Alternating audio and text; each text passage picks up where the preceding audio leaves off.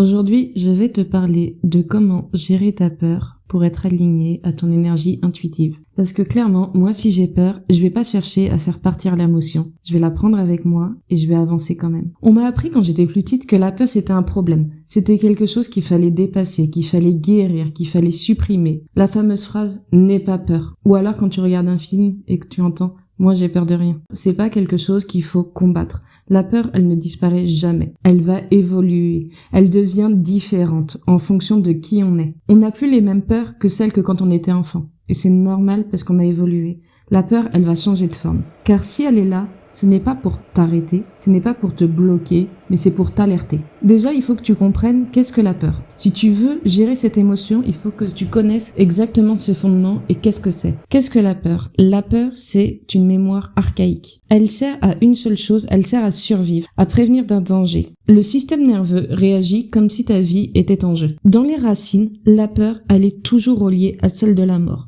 Notre système nerveux, il est ainsi fait. Et sans danger réel de mort, parce qu'on est dans une société où il n'y a plus ce danger-là, chaque transformation va être perçue comme une mini-mort. C'est-à-dire que si tu perds un lien, si tu te sens rejeté, s'il y a du changement, si tu te sens seul, ton système nerveux va le ressentir comme une mini-mort et forcément va activer ta peur. Par exemple, si tu as toujours le même travail, le quitter va forcément te faire peur. Alors que si tu as l'habitude de changer, ton système nerveux va être habitué et la peur, elle sera forcément moins forte. C'est donc ça que tu dois ancrer la peur et relier à celle de ton système nerveux qui pense que tu es en danger. La peur est là pour te donner un signal. La peur, il y en a deux. Il y a la peur qui va être instinctive. Et il y a la peur qui est émotionnelle. La peur instinctive, elle est logique. C'est si tu vois un danger arriver, forcément, tu vas écouter ta peur. Et puis, il y a la peur émotionnelle. Et c'est elle qui dirige la plupart des vies. C'est elle qui conditionne. C'est elle qui est apprise dès l'enfance. C'est elle qu'on peut avoir héritée. Peu importe, c'est d'elle qu'on va parler. Et maintenant que tu sais pourquoi elle est là la peur, pourquoi ton système nerveux réagit à la peur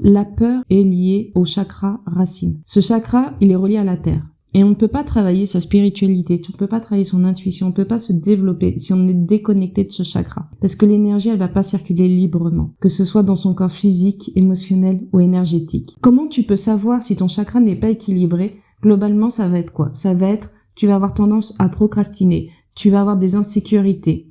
Ça peut être de la fuite dans des addictions. Les addictions, c'est, les jeux vidéo, boire de l'alcool. Et si ton chakra est dans une hyperactivité, où tu vas plus être dans le moment présent, de la colère, de la violence. À ce moment-là, par rapport à ce que j'ai cité, si tu reconnais des points, c'est que ton chakra racine n'est pas équilibré. Et la clé, c'est de le savoir, de le connaître et de comprendre pourquoi. Maintenant que tu sais ça, tu peux reconnaître que ton chakra va être déséquilibré. Maintenant que tu sais exactement pourquoi il y a les peurs et pourquoi elles sont reliées à ton chakra racine, l'objectif, c'est de savoir quelles sont tes peurs et de les nommer. Une fois que tu vas savoir ça, tu vas falloir savoir pourquoi elles sont là. Maintenant que tu sais concrètement qu'est-ce que tu fais, déjà tu vas pas nier ta peur. Tu vas pas non plus la combattre ni la rationaliser. Tu vas l'écouter, tu vas prendre le temps qu'il faut et tu vas écouter et savoir pourquoi tu as peur. Tu vas calmer ta respiration. Tu vas prendre le temps de te poser et de savoir pourquoi tu as cette peur, qu'est-ce que tu veux protéger. Qu'est-ce que tu veux protéger? Demande-le toi. Pourquoi tu as cette peur? Pourquoi est-ce que tu as cette peur de changer de travail? Qu'est-ce que tu veux protéger? Et en fonction de ta réponse, imagine que c'est une amie à toi qui a ce dilemme, qui a cette peur. Qu'est-ce que tu lui dirais sans hésiter? Parce que ta réponse, c'est ce que ton âme sait déjà. En fonction de ta peur, tu peux aussi choisir une action à faire. Une action n'est pas là pour faire taire ta peur, et surtout pas pour la faire taire, mais pour avancer quand même. Avancer avec ta peur. Parce que maintenant que tu la connais, maintenant que tu la comprends, tu l'acceptes. Parce que si elle est là, c'est pour t'indiquer un signal de passage. T'es en train de changer de niveau. Et c'est pour ça que ta peur est là. Tu l'acceptes et tu continues d'avancer. La puissance féminine, c'est avancer en connaissance de cause. La peur, c'est pas une ennemie. Mais se soumettre à elle, si. Se soumettre à la peur, c'est rapetisser sa vie. Avancer avec elle, c'est agrandir sa vie. Moi, en 2025, j'ai perdu une amitié de longue date. Une amie avec qui j'avais traversé des tempêtes. C'était mon pilier pendant plus de 20 ans et j'ai vu notre amitié se dégrader. La peur, elle m'a fait agir de différentes manières pour garder cette amitié. Que ce soit en la sollicitant, que ce soit en m'éloignant d'elle, mais en vrai, j'avais peur du vide. Le peur du vide qu'elle pouvait laisser après. Mais en fait, on n'était plus alignés. Et rester dans cette amitié, c'était me trahir.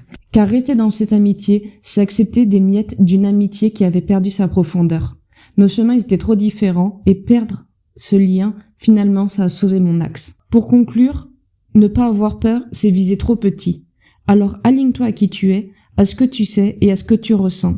Retiens que ta peur, c'est ton système nerveux qui voit un changement. Que la peur est reliée au chakra racine et elle est émotionnelle. Qu'il faut l'écouter, l'observer, la ressentir, l'apprivoiser en continuant de marcher.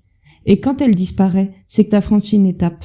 Alors pose-toi ces questions. Qu'est-ce que la peur t'empêche de devenir? Qu'est-ce qu'elle essaie vraiment de protéger?